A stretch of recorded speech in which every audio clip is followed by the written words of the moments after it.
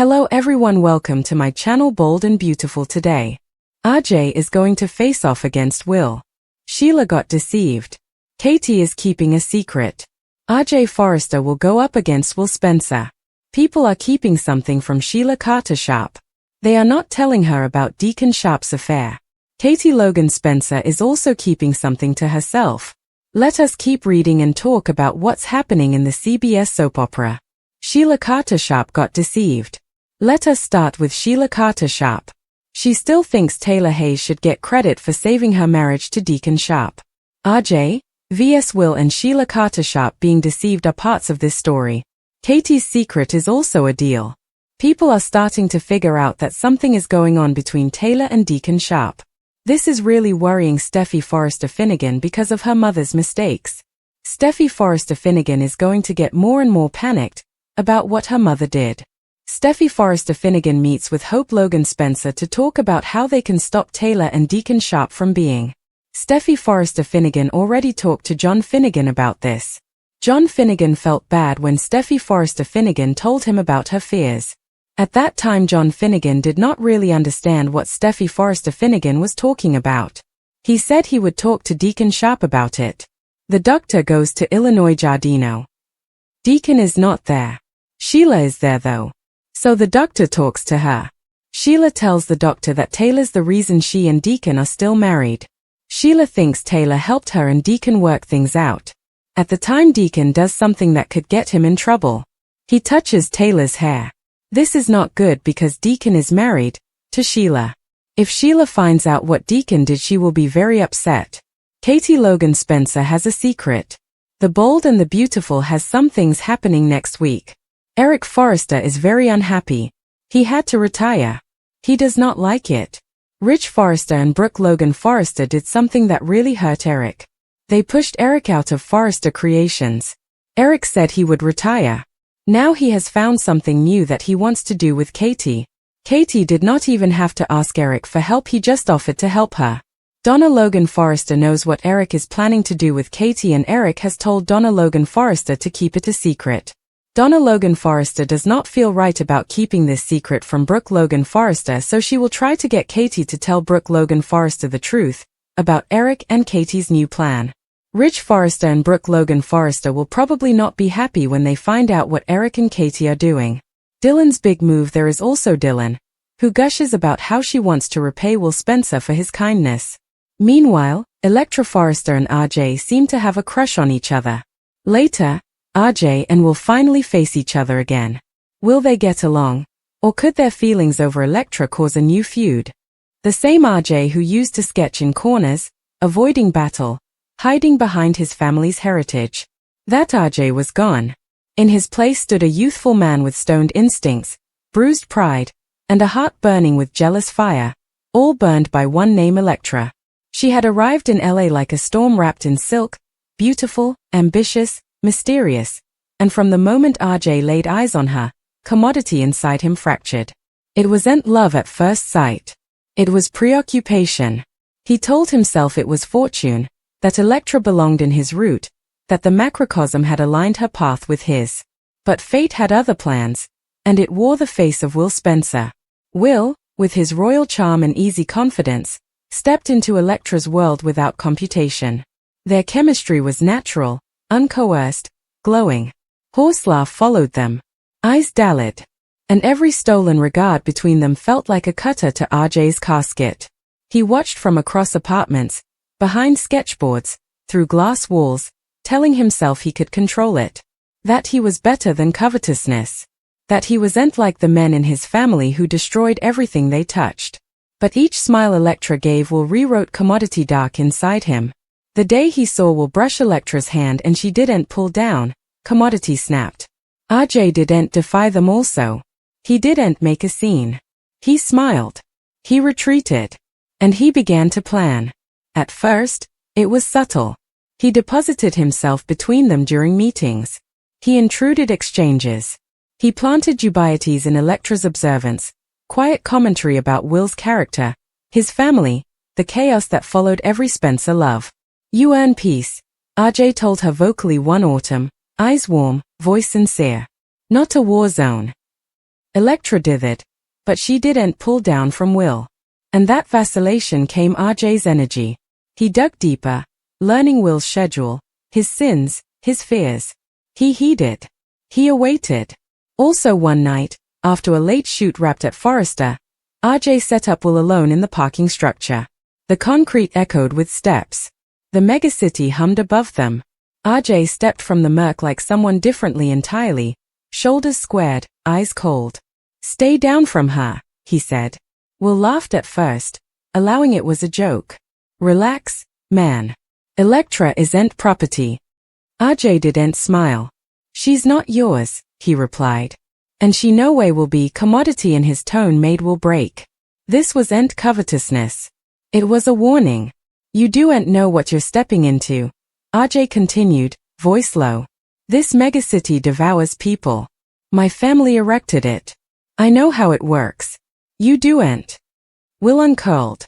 "Is that a trouble?" RJ stepped closer. "It's advice. Walk away while you still can." Will didn't back down. "You don't get to control her life, or mine." RJ's eyes darkened. "Also you'll lose further than her." From that moment, the lines were drawn. Will told Electra about the hassle, but she dismissed it as instability. "RJ's sensitive," she said. "He's not dangerous. But peril doesn't always roar.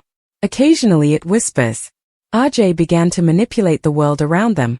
Anonymous tips that disintegrated Will's systems, lost contracts, rumors that spread through fashion blogs and casting services. Doors closed where they formerly opened. Will felt it. He didn't know why, but openings dissolved. People grew distant. Meanwhile, RJ came Electra's anchor. He supported her, praised her gift, defended her from storms he intimately summoned. She leaned on him, ignorant he was the wind. Brooke noticed the shift first. "Commodity's off with RJ," she rumored to Ridge. "He's different." Ridge dismissed it. "He's growing up." "But growth doesn't cast murk like this." Hope saw it in his eyes. Steffi felt it in the air.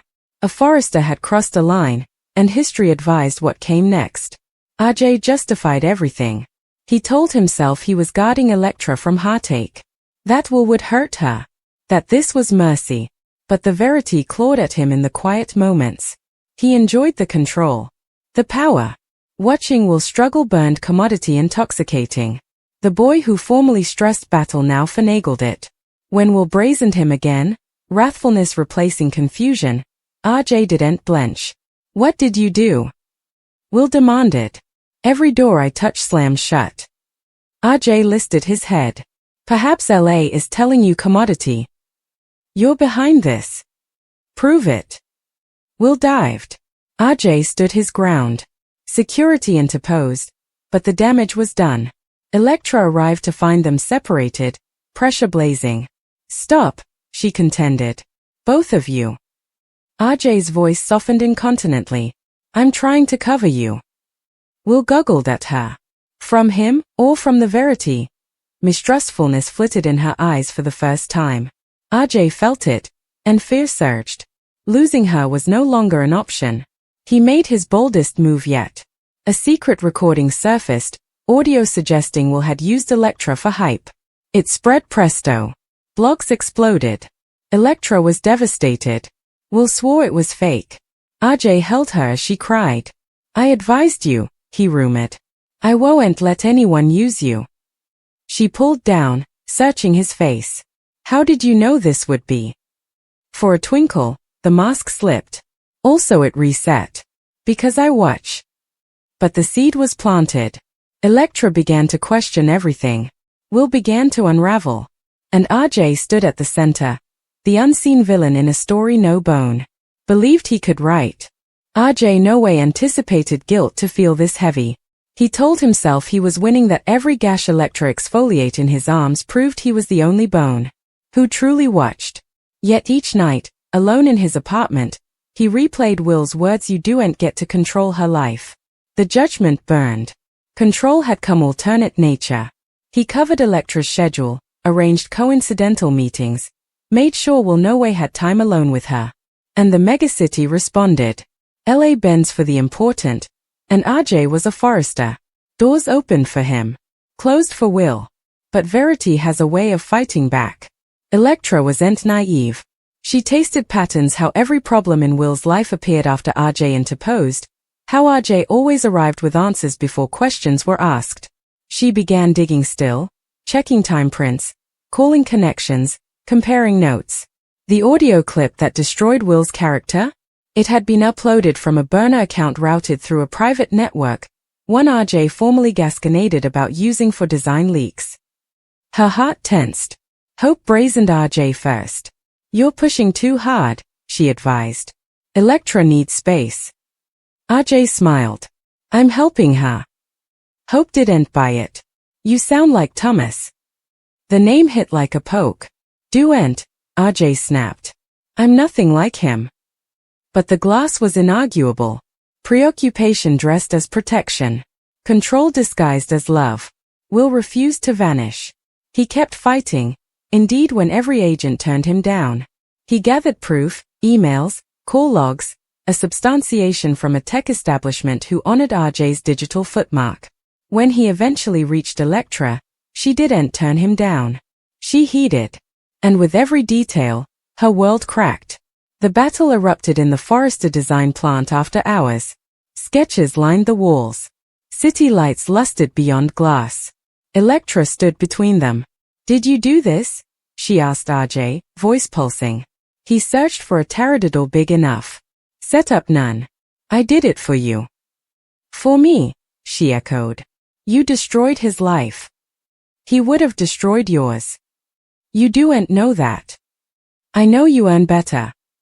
Elektra shook her head. "You do'n't get to decide what I earn." Will stepped forward. "This is who he is." RJ's control eventually shattered. "I loved you," he cried. "I gave you everything." "You gave me a pen," Elektra replied. Security arrived. Rich followed. Also Brooke. The room filled with Forrester history watching its unborn implode. Rich's voice cut through. "RJ, what did you do?" Silence. Confession hung in the air. The Verity revealed infractions, burner accounts, planted rumors, sabotaged contracts. Brooke wept. Rich closed his eyes. "You crossed a line," he said. RJ looked at Elektra. "I crossed it for you." She walked past him. The fallout was brutal. Will's name was cleared, but scars remained. Elektra moved out, choosing independence over root. RJ was suspended from Forrester Creations. Blogs exploded the new Forrester villain. Alone again, RJ goggled at the megacity he tried to command. He'd come the storm, he stressed. And in LA, storms do'n't apologize, they evolve. Because redemption isn't guaranteed in this megacity. And RJ Forrester had only just begun. RJ Forrester didn't leave the structure and bind. Ridge refused to let his son be intimately destroyed the way Thomas formerly was. But mercy didn't mean safety. It meant insulation. It meant silence. It meant watching your own name spoilage in captions while the megacity rumored that the gentle Forrester had come a monster. RJ returned to his apartment that night and stood in the dark, gaping at the skyline that formerly promised him a future. Every light out there belonged to someone who now knew his secret. The villain. The manipulator. The boy who broke hearts and careers with a smile. For days, he didn't answer calls. Not from Ridge. Not from Brooke. Not indeed from Hope. He lived in stillness, feeding on memory. Elektra's laugh. Her trust. The way she formally said, "You make me feel safe," safe deposit box. The word twisted in his casket. He directed safety from fear. Love from control. And he couldn't unsee it presently. But LA doesn't let broken people hide for long. A woman appeared at his door on the 5th day. Elegant. Calculated. Unknown. RJ Forrester, she said, eyes surveying him like an asset. My name is Vera Kane. I represent people who are misnewed by this megacity. He tried to close the door. She slid a card into the frame. You're being framed as a villain. I can turn you into a visionary. I'm not interested, he murmured. You should be, she replied calmly. Because redemption is for saints. Power is for survivors. And LA only remembers those who control the narrative. The door unrestricted, but her words dallied. That night, RJ opened his laptop. The internet didn't sleep. Papers deconstructed him. Vids dramatized him. Observers compared him to Thomas. To Sheila. To the worst ghosts of Forrester history. He scrolled until impassiveness replaced shame. Until commodity colder replaced guilt. They were writing his story. Perhaps it was time he wrote it back. RJ met Vera the coming day. She introduced him to a world beyond fashion. Media brokers, digital engineers, character masterminds.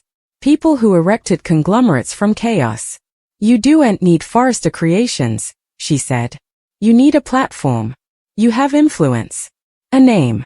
And a mind that understands mortal weakness. That's power. He did it. I hurt people. You revealed how fragile they were, Vera corrected. This megacity rewards bloodsuckers. You're just honest about it. The words felt wrong. And right. Meanwhile, Elektra tried to rebuild. She left Forrester. Inked with a lower agency. Will stood beside her. Case, steady. But trust came sluggishly now. Every kindness carried mistrustfulness. Every pledge felt tentative. RJ's shadow dallied in her heart. Some nights she pictured of him apologizing. Some nights she pictured he was watching. Hope visited RJ against Rich's wishes. You don't have to come this, she said vocally. Come what? He asked. What they're turning you into? He goggled at her. They didn't turn me into anything. They saw me. Hope reached for his hand. You made a mistake. You can make it right. RJ pulled down. You don't fix broken systems by playing nice. You replace them. She left in gashes. RJ inked with Vera. His comeback wasn't loud. It was strategic. A digital brand concentrated on creative commission, youthful contrivers, influencers, outlanders. He gave them platforms, exposure, occasion, and fidelity. They adored him. He came an idol to those who felt ignored by heritage houses. The press began to shift. RJ Forrester reinvents himself. From reproach to savior. Elektra watched from hence, confused. Will advised her. People don't change that presto. But RJ wasn't pretending. He was evolving. He didn't sabotage presently. He erected influence. And influence was cleaner. Ridge ultimately brazened him. You're erecting commodity dangerous, he said. I'm erecting commodity honest, RJ replied. Forrester Creations pretends it's family. It's a battleground with silk gloves. I'm done pretending. Ridge saw Thomas in him. And worse, clarity. Elektra crossed paths with RJ at a charity event months latterly. He didn't approach her. Didn't look at her. He stood girdled by generators who worshipped him. Calm. Composed. Untouchable. It scarified her further than his wrathfulness ever had. Latterly, she set up him alone on the deck. You changed, she said. So did you. I still don't know if you're sorry. He didn't answer incontinently. I'm sorry I hurt you, he said. I'm not sorry I woke up. She searched his face. You scarify me. He jounced. You should. She left shaking. Will watched from across the room. RJ met his aspect. No trouble. No smile. Just a warning. Because villains don't always destroy. Occasionally they make worlds others must live in. And RJ Forrester was no longer asking authorization.